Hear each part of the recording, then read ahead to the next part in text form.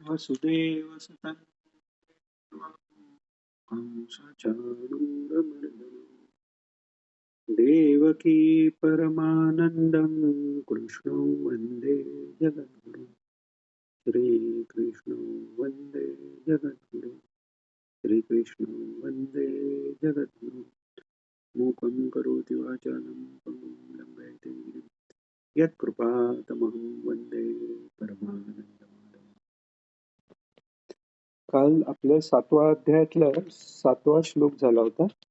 काल सांगताना एक रेफरन्स देताना एक मी म्हणालो की आता 5व्या 6व्या अध्यायात अर्जुन त्याग आणि संन्यास यातला फरक विचारतोय. तर वास्तविक ते 5व्या 6व्या नाही नाही ते 18व्या अध्यायाच्या सुरुवातीला अर्जुनाने विचारलेलं आहे आणि त्याच्यानंतर भगवंतांनी पूर्ण समरी गीतेची सांगितलेली आहे.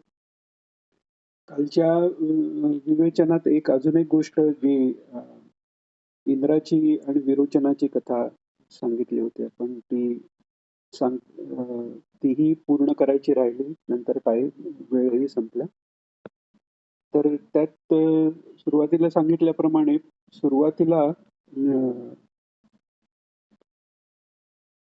अ, बृहस्पती रोचन आणि विरोचन म्हणजे प्रल्हादाचा मुलगा विरोचन आणि रोचन हा इंद्र या दोघांनाही प्रश्न पडलेला असतो की मी कोण आहे, मी म्हणजे काय नक्की. तर सुरुवातीला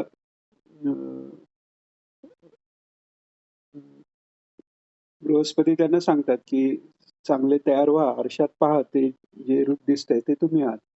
विरोचनाला पटतं आणि त्यामुळे तो देह हे मीच आहे या दृष्टीने पुढे चार्वाक वादाप्रमाणे वागत राहतो.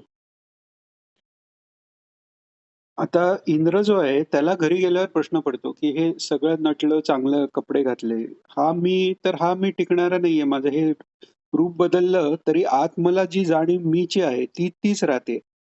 याचा अर्थ मी देहापेक्षा काहीतरी वेगळा असलो पाहिजे. म्हणून तो पुन्हा बृहस्पतीकडे जातो. तर बृहस्पती त्याला 100 वर्ष तपश्चर्या करून पुन्हा यायला सांगतात. मग ते सांगतात तू मन आहेस. हा पुन्हा जातो आणि पुन्हा त्याला वाटतं की मी जर मन असेल तर मन माझं वेगवेगळ्या वेळी वेगवेगळ्या प्रकारचा विचार करत राहतं आणि माझं मन विचार करतंय असं जेव्हा मला वाटतं, त्याचा अर्थ ते मन विचार करतंय हे पाहणारा अजून काहीतरी विशेष असलं पाहिजे. म्हणून तो पुन्हा बृहस्पतींकडे जातो. मग बृहस्पती त्याला म्हणतात की तू बुद्धी आहेस. इंद्र परत येतो. विचार करता करता त्याला वाटतं की ठीक आहे, मन बदलतं हे बुद्धीला कळतंय. पण मी जेव्हा गाढ झोपेत असतो तेव्हा ती बुद्धी कुठे गेली? असं करत करत तो आत्मतत्वापर्यंत तो पोहोचतो. म्हणजे अधिकार तैसा उपदेश हो, असं गुरु सुरुवातीला जी तुमची अवस्था आहे त्यापासून तुम्हाला वर नेतात. त्यामुळे एकदम वरचं सांगून उपयोग नसतो. तसं ही षटशास्त्र जी सांगितलेली आहेत, आस्तिक शास्त्र, ती सगळी त्या त्या जीवाच्या आध्यात्मिक उन्नतीला, त्याच्या बुद्धीच्या उन्नतीप्रमाणे सांगितलेली आहेत. सुरुवातीलाच अहम ब्रह्मास्मी आणि सकलमिदं अहमच वासुदेव वासुदेव सर्वम हे सांगूनही कळणार नाही किंवा ते शाब्दिक कळून आचार विचार यांच्याकडे दुर्लक्ष होऊन उलट बुद्धिभेद होऊन जीवाचे बुद्धिनाशात प्रणश्यतीची वेळ येऊ शकते. कारण मग तो धर्म कशाला करायचा, हीही माया आहे, ते भक्ती कशाला पाहिजे, तीही माया आहे, असं करून काहीच न करता फक्त आणि काहीच न करता मनुष्य राहू शकत नाही. मग त्याची इंद्रिय भोगांकडे जाऊन ते भोग घेतानाही त्याला असं वाटतं की हे काही मायाच आहे, भोग घेतले काय नाही घेतले काय. अशा रीतीने त्याचं पतन होऊ शकतं. त्यामुळे ही षटशास्त्र जी आहेत ते सुरुवातीला आता न्याय आहे, वैशेषिक शास्त्र आहे किंवा जेमिनींचं जे पूर्वांग वेदाचा पूर्व भाग जो आहे कर्म, ते कर्माद्वारे किंवा सांख्यशास्त्र आहे असं करत करत शेवटी वेदांत शास्त्र आहे. पहिली शास्त्र चुकीची आहेत असे नाही, त्या त्या अवस्थेला ते समजावं एवढ्यापर्यंतच बुद्धीला नेऊन ठेवलंय. तिथपर्यंत एकदा बुद्धी आली का मग ती पुढे न्यायला सोपं जातं. जसं प्रायमरी जे वर्गांना आम्ही प्रायमरीत असताना नायट्रोजन हा कशाशी रिॲक्शन करत नाही, तो इनर्ट वायू आहे असं सांगितलेलं. मग पुढे गेल्यावर कळतं नायट्रोजनची रिॲक्शन होते. खरं आर्गॉन वगैरे हे इनर्ट वायू. म्हणजे काय? तर सुरुवातीला कळेल एवढीच माहिती दिली. मग जशी बुद्धी वाढली तशी अधिकाधिक माहिती देऊन ते ज्ञान रिफाईन करत गेले. तसा हा वेदांत आहे. त्यामुळे शास्त्राभ्यास करायला षटशास्त्राचा जर अभ्यास केला तर वेदांत कळणं चांगलं आहे, सोपं आहे. कलियुगात ती बुद्धीही कमी झालेली आहे, आयुष्यही कमी आहे. त्यामुळे अ, अ, भक्ती आणि अ, शास्त्रानुकूल बुद्धीनी या भक्ती मार्गाच्या भूमिका ठेवून या वेदांत शास्त्राचा अभ्यास सद्ग्रंथातून, ईश्वराच्या याच्या ग्रंथातून केलेलाच चांगला आहे. तर आता आज आपण 8व्या श्लोकापासून सुरुवात करतोय. इथे थोडासा हा आता जे पुढचे श्लोक आहेत ते कुठेतरी भगवंतांनी सर्वत्र मी आहे हे सांगताना थोडासा विभूती योगच इकडे सांगितलाय. आणि तीच जिज्ञासा अर्जुनाने, म्हणजे अर्जुनाचं हे कौतुक असं आहे. मागेही आपण पाहिलं की आधी इतक्या आधी काहीतरी सांगितलेलं आहे, त्याच्यात अजून काहीतरी समजून घ्यायचा आहे. तो प्रश्न तो मनात ठेवून त्यांनी पुढे विभूती योगाच्या वेळी तो विचारलेला आहे. तर हा पण थोडासा विभूती योगाचाच 8व्या श्लोकापासून भाग भगवान सांगतायत. तर काय म्हणतायत भगवान? तर काल भगवंतांनी हे आपल्याला सांगितलं की सगळ्यात मी आहे आणि माझ्यातच सगळे हे सांगितलं. भूमी, आप, नल, पंचमहाभूत आणि हे प्रकृतीपासून झालेली असली तरी ती प्रकृती माझ्यावरच अधिष्ठित आहे, हे सगळं सांगितलं. पंचमहाभूत मन बुद्धी ही अविद्या प्रकृतीचं लक्षण आहे आणि ज्ञान ज्यानी होतं तिची प्रकृती ती परा प्रकृती आहे, हेही सांगितलं. विद्यामाया जी विविध देवी रूपानी सगुण झालेली आहे. तर आता भगवान सांगतायत की 7व्या श्लोकात त्यांनी सांगितलं माझ्यापेक्षा दुसरं काही नाहीच आहे आणि माझ्यातच सगळे ओवले गेलेले आहेत, जसे मणी माळेत ओवले जातात तसे. हे सांगून आता भगवान म्हणतायत रसोऽहमप्सु कौन्तेय प्रभास्मि शशिसूर्ययोः प्रणवः सर्ववेदेषु शब्दखे पौरुषन् नृषु सॉरी शब्दखे पौरुषन् ऋषु रस रसोहम मी रस आहे. कशातला? तर हे अर्जुना मी पाण्यामध्ये रस आहे. म्हणजे पाण्याचं रसत्व जे आहे ते तत्व मी आहे. आप हे तत्वच तत्व मी आहे, त्याच्या आत मी आहे हे सांगतायत. प्रभास्मी शशी सूर्य, सूर्यचंद्राची जी प्रभा आहे, तेज आहे, तो मी आहे. प्रणव सर्व वेदेषु, सर्व वेदांमध्ये मी प्रणव ओंकार आहे. आणि नुसता ओंकारच नाही, आपण मागे हे पाहिलेलं की व्याकरण म्हणजे त्या ओम या अक्षराची, ओम हेही याला अक्षर का म्हणतात किंवा कारण अक्षर परब्रह्म सगुणात येण्याची जी प्रक्रिया आहे त्याच्यात ओंकार हे अगदी बॉर्डर लाईन वरचं त्याचं रूप आहे. तर ते अक्षर व्याकृत होऊन बाकी सगळं अक्षरात रूपांतर त्याचं झालेलं आहे आणि तो ओमच व्याकृत होऊन त्याची ही बाकी 48 म्हणा किंवा 52 म्हणा रूल इत्यादी धरून अक्षरं झालेली आहेत. तर ती ओंकार स्वरूपच आहेत. तर ती सगळी अक्षरं जी आहेत ती मीच आहे हे वेदातले असं सांगितले. म्हणजे वेद परमेश्वराने सांगितला एवढाच अर्थ नाही. परमेश्वर स्वतः वेदरूप आहे. जसं भागवत हे स्वतः भगवंताचं वाङ्मय अवतार आहे. ज्ञानेश्वरी हा ज्ञानेश्वर माऊलींचंच रूप आहे. हे या प्रकारे हे वेद सगळे परमेश्वराचं स्वरूपच आहे.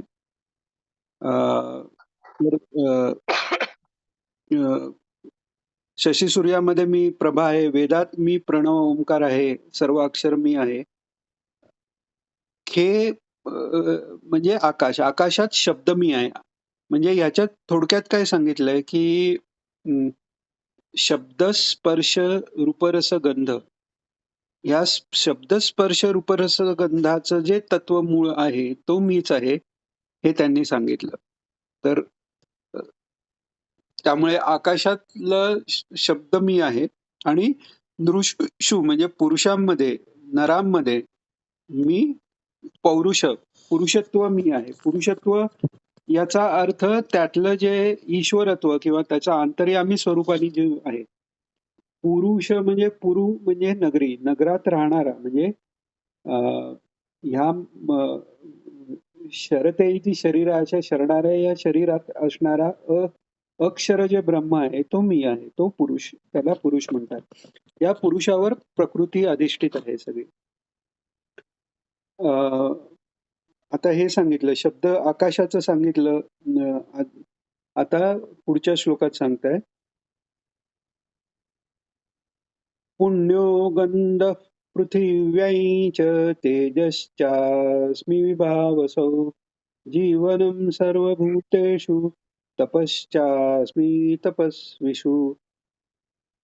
म्हणजे पृथ्वी मध्ये मी पुण्योगंध म्हणजे चांगला गंध, दुर्गंध हा तमोगुणाने आलेला आहे. पण जो मृदगंध आपण म्हणतो, पाऊस पडल्यावर स्वच्छ जमिनीत एखाद्या रानातल्या म्हणा किंवा जो गंध येतो तो पुण्यगंध, असा जो सुगंध जो आहे तो मीच आहे. तेजश्चास्मी विभावसो म्हणजे विभावसौ म्हणजे अग्नी, अग्नीमधलं तेज हा मीच आहे. जीवनम सर्व भूतेषु, सर्व जीवांचं जीवन मी आहे आणि सर्व जीवातलं पाणी या ह्यानी पण पाणीही मीच आहे, अशा ह्यानी भगवान सांगतायत. आणि तपश्चास्मी तपस्वीसु, तपस्व्यांचं जे तप आहे तेही मीच आहे. म्हणजे जपानाम जप यज्ञोस मी जसं सांगितलं तसं यज्ञ हा मी आहे, तप हा मी आहे. कारण ज्ञाता, ज्ञान, ज्ञेय आणि ज्ञान देणारा गुरु आणि ज्ञान घेण्याची प्रक्रिया, ते स्वतः ज्ञान, हे सगळं भगवंतच आहे. तसंच आहे की उपासना, उपासक आणि उपास्य हे सगळं भगवंतच आहे. तर तपस्व्यांचा तप हा मीच आहे हे भगवान सांगतात. पुढे सांगतात 10व्या श्लोकात, बीजम मी म्हणते दादा मी म्हणते, म्हणा म्हणा. थँक्यू. बीजं मां सर्वभूतानां विद्धि पार्थ सनातनं बुद्धिर्बुद्धिमतामस्मि तेजस्तेजस्विनामहम्. वा वा. 9वा नाही घेतला श्लोक. हा 9वा श्लोक घेतला 9वा ना, घेतला का? पुण्योगंधा पृथिव्याईच तेजश्चास्मी विभावसु, आत्ता घेतला ना मी. ओके ओके, ठीक आहे ठीक आहे. हा, आता इथे तेजस विनामहम आपल्याला आठवत असेल की 10व्या अध्यायातही बहुतेक 55वा, एक मिनिट हा, तिथेही तेजस विनामहम भगवंत सांगणार आहेत पुढे. तर त्यामुळे जसं मगाशी सांगितलं त्याप्रमाणे की इथे हे थोडस विभूती भगवंतानी इथे सांगितल्यात आणि म्हणूनच ती उत्सुकता अर्जुनाने बाकी सगळं समजेपर्यंत ते मनात ठेवून 10व्या अध्यायात विभूतीबद्दल भगवंत विचारतायत. 10व्या अध्यायातला पण ठीक आहे, ते येईल तेव्हा आपण बघू. तिथेही भगवान तेजस विनामा हे तिकडेही भगवंतानी सांगितलेलं आहे.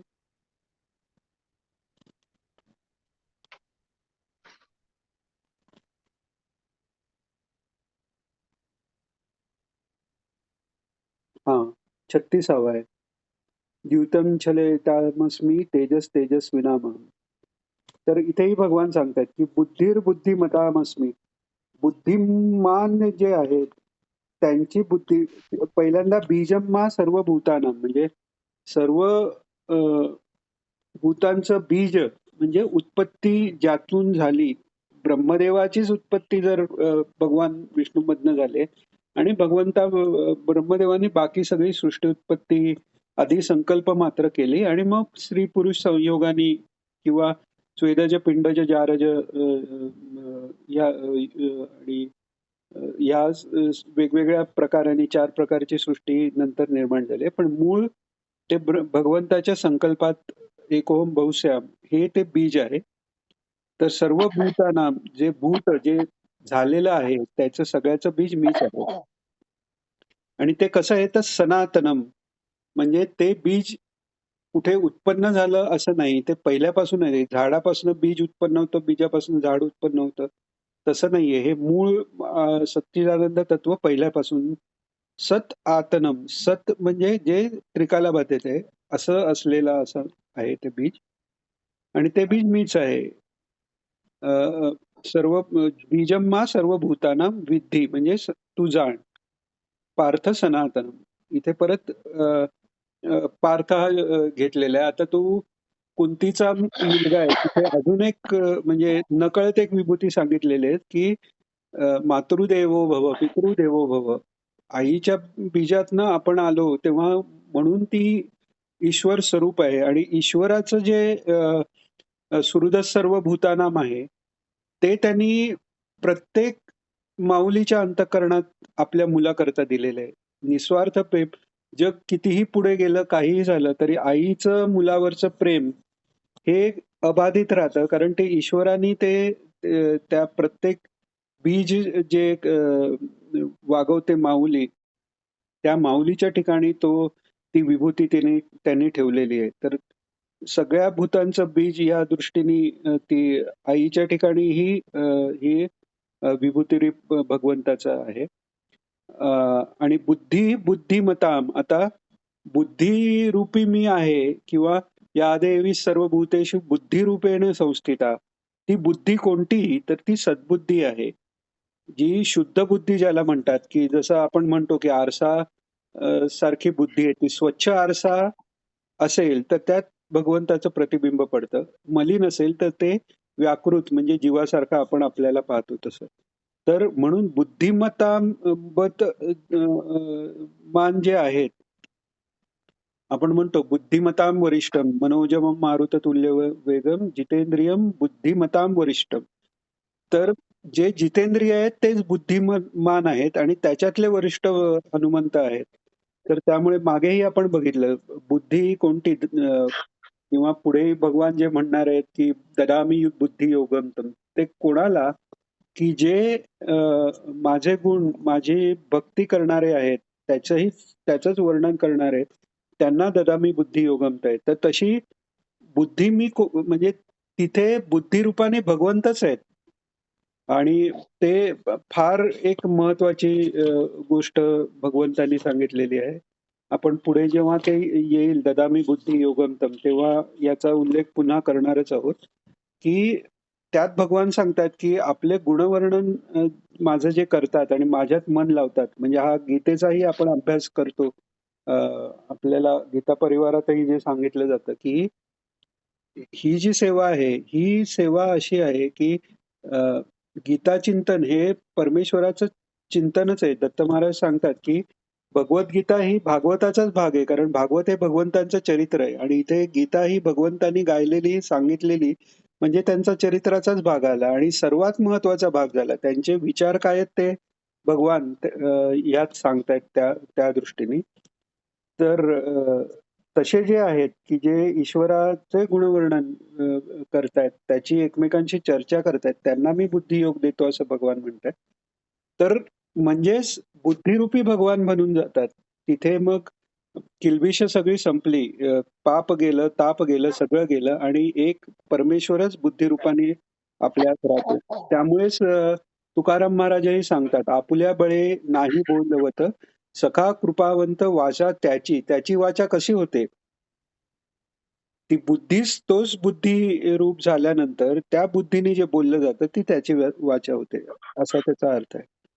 तर बुद्धिमतांमधली बुद्धी मी आहे, आणि तेजस्विनामम, जिथे जिथे तेज, पुढे ही बुद्धियोग आपलं विभूती योगातही भगवान सांगणार आहेत की जिथे जिथे तेज दिसतं ती माझी विभूती माना, कारण तेज हे मीच आहे. त्यांच्या तेजस्व्यांमधलं तेज जे आहे तो मीच आहे, असं भगवान सांगतात. पुढचा श्लोक. बलं बलवतांचाहं कामरागविवर्जितं धर्मविरुद्धो भूतेषु कामोऽस्मि भरतर्षभ. हा पण आपण बऱ्याच वेळा याचा रेफरन्स घेतलेला आहे. पुढेही भगवान सांगणार आहे ते की बलम बलवतां चाहम. आपण हे बघितलं जेव्हा जीवैश्वर्य ईश्वर एकत्वाचा अभ्यास होतो तेव्हा अ, इच्छाशक्ती, क्रियाशक्ती, ज्ञानशक्ती याचा जेव्हा विचार होतो तर जीव हा अल्पशक्ती आहे.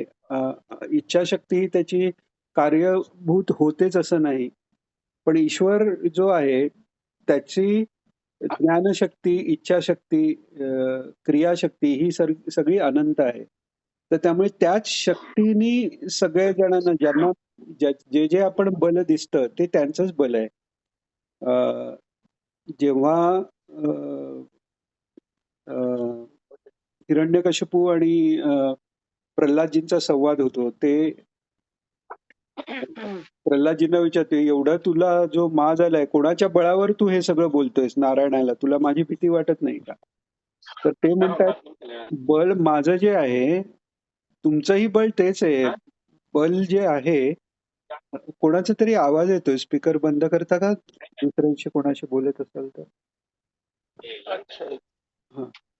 तर माझंच काय आहे, तुमचंही जे बल आहे, हे त्याचंच बल आहे, असं प्रल्हादजी म्हणतात. तर त्यामुळे बल बलवान जे असतील, आता हे बल म्हणजे शारीरिक बल असेल, बुद्धिबल असेल, पैशाचं बल असेल, जे काही बल आहे. बल म्हणजे काय? ज्यांनी कार्य होऊ शकतं ते सगळं बल, हे त्याचंच आहे. आणि इथे आता भरतर्षभ म्हणजे भरतश्रेष्ठ, भरत कुलामधल्या श्रेष्ठ असं त्याला म्हणतायत. तेव्हा ते जाणून देतात, तुला पण जो श्रेष्ठपणा आलाय किंवा तुझ्यातलंही जे बल आहे ते माझंच आहे. ही जाणीव ते भगवान करून देतायत. आणि अ, त्यांनी बलवानांचे बल हे म्हणताना कामराग विवर्जितम असं म्हटलंय. म्हणजे जे कामासाठी बल वापरलं जातं किंवा अ, आसक्तीसाठी बल वापरलं जातं, ते ते सोडून जे बल आहे किंवा तर ते मी आहे असं भगवान म्हणतायत. म्हणजे अ, कोणी असा अर्थ काढायला नको, की बल भगवंताचं आहे म्हणजे अत्याचार होतो ते भगवंत करतात, तर तसं नाहीये. ईश्वर हा फक्त अधिष्ठान आहे. कर्म करण्याचे किंवा बुद्धीचा चॉईस हा आपला असतो. तर इथे भगवान सांगते पुढे म्हणजे हे तर सांगितलं की आसक्तीरहित म्हणजे कामनारहित असे जे त्यांचं जे सामर्थ्य आहे ते मी आहे बलवान लोकांमध्ये. आणि सगळ्या भूतांमध्ये धर्माविरुद्ध भूतेषु कामोस्मी भरतर्षभ. म्हणजे धर्माच्या अविरुद्ध जो काम आहे, म्हणजे सकाम जरी असलं तर आणि ते धर्माच्या अविरुद्ध म्हणजे धर्माच्या चाकोरीत असलं तर तेही मी आहे सांगितले. म्हणूनच भक्ती मार्गात अ, अ, आपण हे सगळीकडे वागतो की निष्काम झालं पाहिजे. गीतेतही तोच उपदेश आहे. पण सकाम भक्ती काही वाईट आहे असा अर्थ नाही. बाकी काही करण्यापेक्षा अ, आपण व्यवहारात पाहतो लोकांची मनधरणी करतो, आभार मानतो. त्यांनी काम होतच असं नाही, झालं तरी थोडंसं होतं. तर दाता एक रघुनंदन अशी जर भूमिका असेल, तर तिथेही मीच आहे हे सांगितलंय. धर्माविरुद्ध भूताना म्हणजे धर्माच्या मार्गात राहून जर सकाम जरी भक्ती केली, तरी ते मीच आहे. कारण ती तशी जर सकाम भक्ती केली, ईश्वराकडे जर मागितलं, तर ते भोग मिळताना ईश्वर आपल्या अंतःकरणात बुद्धिरूपाने उतरून तिथले सगळे मल दूर करून शेवटी आपल्याला निष्काम भक्तीकडे वळवतोच वळवतो. तर त्या दृष्टीने हा श्लोक हा फेमसही आहे श्लोक आणि हा खूप महत्वाचा आहे की धर्माविरुद्ध भूतेषु कामोस्मी भरतर्षभ. तर 12वा श्लोक घेऊया आपण. ये चैव सात्विका भावा राजसास्तामसाश्च ये मत्तैवेति तान् विद्धि न त्वहं तेषु ते मयि. हा. म्हणजे आता ते सांगतात की ये चैव सात्विका भावा राजसास तामसाश्च ये. म्हणजे राजस तामस, सात्विक राजस तामस हे जे म्हणजे हेच याच्यापासून उत्पन्न होणारे जे सगळे भाव आहेत हे मत्त एवेती तान विद्धी न त्वहम तेषु ते मयी. म्हणजे अं, माझ्यापासून ते होणारे असले तरी मी त्याच्यात नाही आणि ते माझ्यात नाहीत. आता हे कसं काय? तर मागे आपण बघितलं तसं की भगवान जे सांगतायत की चंद्राचं सागर पुष्णा मी चौषधी सर्वे, म्हणजे सगळ्या औषधींची पुष्टी मी चंद्ररूपाने करतो. तर चंद्र काय ते आता ह्यात औषधी वनस्पतीत औषधी स्वतःहून टाकतो असं नाही. त्या चंद्रप्रकाशा न ती औषधे गुणधर्म त्या वनस्पती आपोआप घेतात किंवा सूर्यापासून अन्न बनतं. फोटोसिंथेसिसनी वनस्पती अन्न बनवतात, तेच मनुष्य खातो.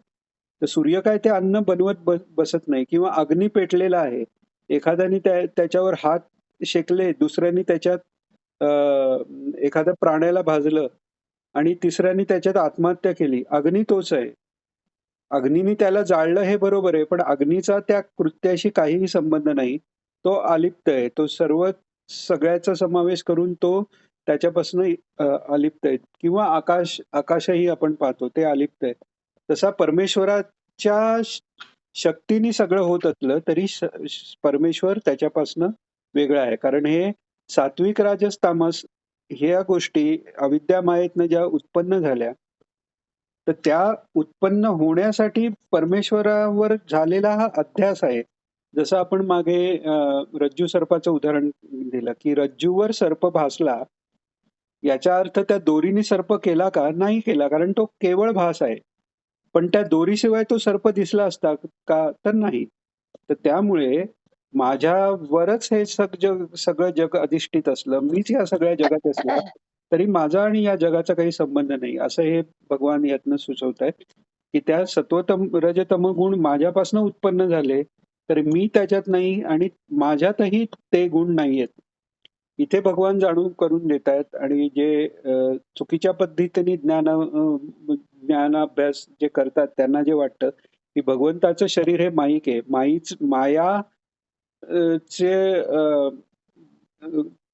पासून शरीर व्हायला सत्वरजतमाची आवश्यकता आहे, ते माझ्यात नाहीच आहेत हे भगवान इथे पूर्णपणे सांगतायत. त्यामुळे त्यांचं जे शरीर आहे हे केवळ चैतन्यमय शरीर आहे, हे याही श्लोकातनं आपल्याला अ, अ, दिसून येतं. आणि पुढचाही श्लोक थोडासा या बाबतीत आपल्याला सांगणार आहे. 13वा श्लोक. त्रिभिर्गुणमयैर्भावैः सर्वमिदं जगत् मोहितन्नाभिजानाति मामेभ्यः परमव्ययम्. आता पुन्हा भगवान सांगतात की या त्रिगुणांनी जे सगळं कार्य आहे, 13व्या अध्यायात पुन्हा हा विषय थोडासा येणार आहे की सर्व इंद्रिय, मन याच्या संघात याचा जो अध्यास आत्म्यावर झाल्यावर त्याला जीवात्मा असं वेगळं नाव आपण देतो, तो एक भास आहे.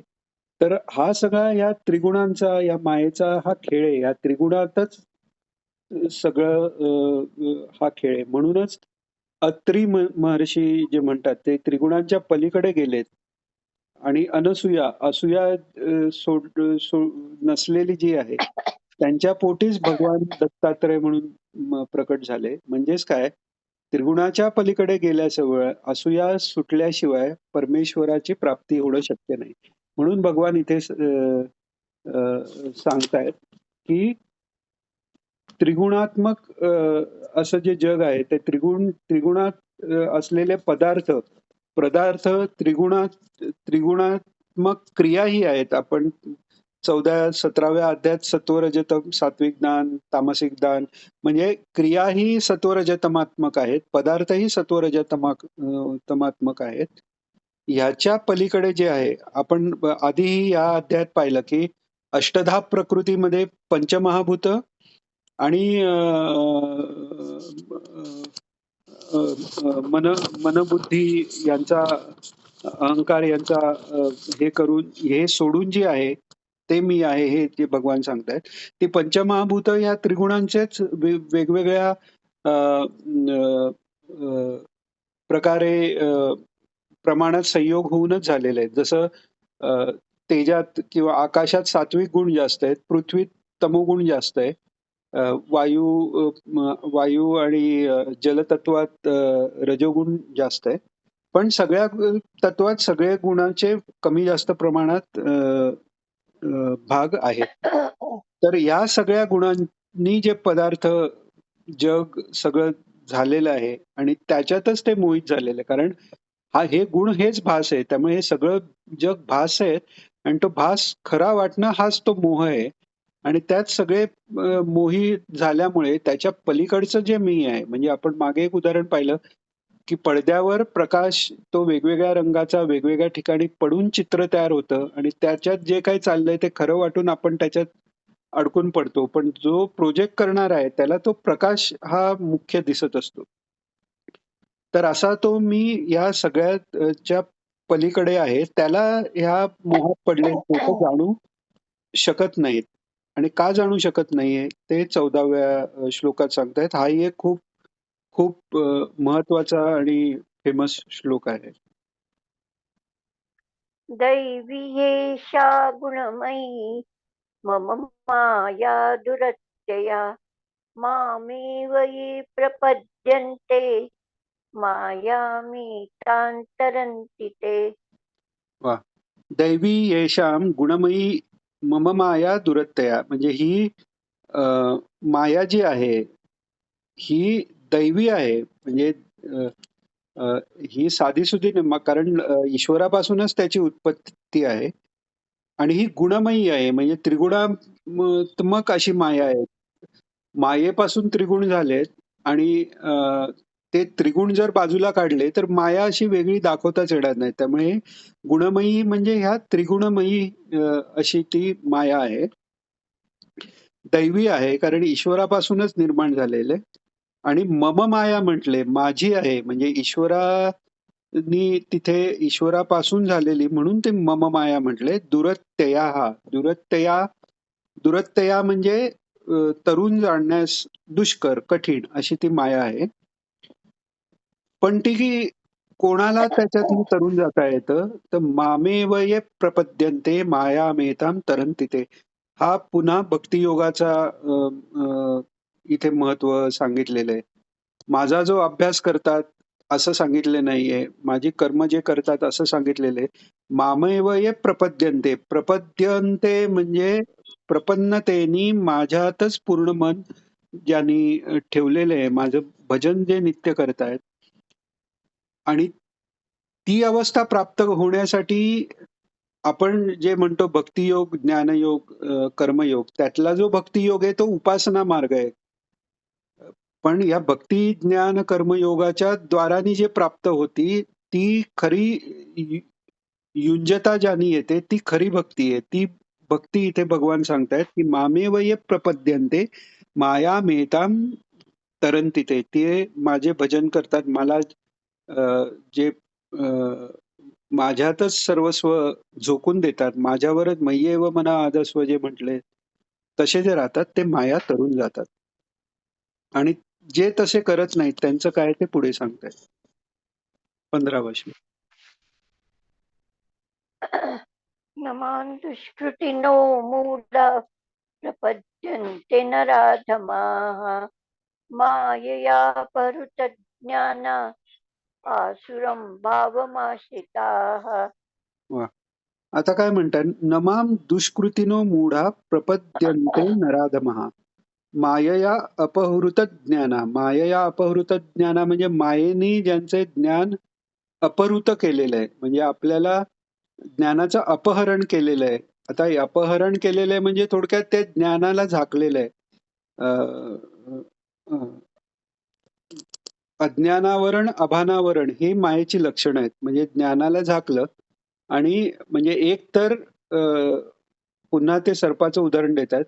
दोरी आहे हे ज्ञान गेलं म्हणजे हे अज्ञान आलं आणि तो सर्प आहे हे विपरीत ज्ञान झालं. हे दोन्ही मायेची कार्य आहेत. तर ही दोन्ही याच्यामुळे ज्ञानावर ते आवरण पडलं आणि जे आसुरी प्रवृत्तीचे लोक आहे. आसुरी म्हणजे आपण राक्षस अशा याने घेतो. राक्षस आणि असुरात फरक आपण मागेही कदाचित बघितला असेल, की असुरक्षती इति असुरा, सुरक्षती इति सुरा. सु म्हणजे जे शुभ आहे, म्हणजेच आत्मतत्वा चं जे ज्ञान आहे त्याचं रक्षण करणारे ते सूर, आणि असू म्हणजे शरीर जे सु नसलेलं म्हणजे मायेच्या राज्यातलं जे 8 आपण आधी बघितले त्या गोष्टीत पंचमहाभूत आणि ह्याच्यात सगळ्यात या त्रिगुणात अडकलेलं ते असुर, म्हणजे ती असुरक्षणार आहे, म्हणजे त्याचंच रक्षण करायला ज्याला वाटतंय, माझ्या शरीराचं रक्षण, माझ्या पैशाचं रक्षण, हे असुर झालं. तर असे असुरभाव आश्रितः म्हणजे त्याच्या आश्रयाने राहणारे, म्हणजे त्याच्यातच अडकलेले असे जे आहेत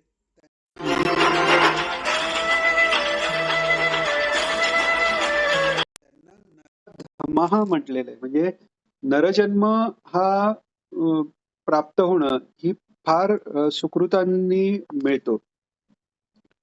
पण तो नरजन्म प्राप्त होण्याची प्रोसेस आहे ती 2 प्रकाराने आहे. जे पुण्यकर्म करून सकाम जरी असलं तरी पुण्यकर्म करून स्वर्गात जातात ते क्षिणे पुण्ये मर्त्य लोकमिच्छन्ति तेही येतात.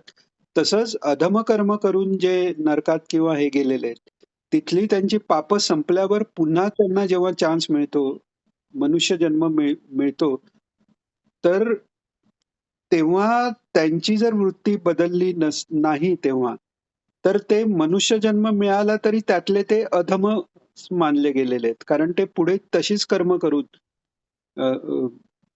पुन्हा अधम योनीला ते जाणार आहेत. म्हणून ते असुरी भाव जर ठरला तर ते नराधमा, म्हणजे आपण जे जे ईश्वर सोडून जे जे आहे, जे 8 गोष्टी सांगितल्या, पंचमहाभूत, मन, बुद्धी ह्या सगळ्यात जे अडकलेले आहेत ते कुठेतरी असुरच आहे. मी असावं ही सत रूपाचीच व्याकृती झालेली आहे. पण त्या मीला, मी म्हणजे सच्चिदानंद रूप आहे ते असावं म्हटलं तर तो ज्ञानी झाला. पण मी हे शरीर मन आहे, माझ्या मनाला चांगलं वाटलं पाहिजे, तर ती असुरी वृत्ती झाली. तर तसे नराधम दुष्कृतीना म्हणजे दुष्कृत म्हणजे चांगली कृत्य शास्त्रानुसार कृत्य न करणारे असे मूढ लोक जे आहेत ते माझे भजन करतात आणि माझं भजन न केल्यामुळे त्यांना माझे अर्थातच प्राप्ती होत नाही.